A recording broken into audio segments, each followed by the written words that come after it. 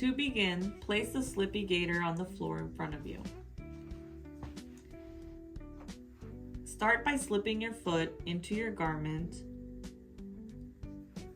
and pull it up as far as you can, but do not overstretch the garment.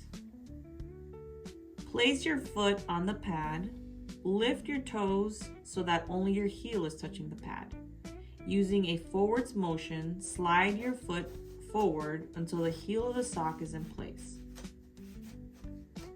With the help of your garment gloves, pull the sock up the rest of the way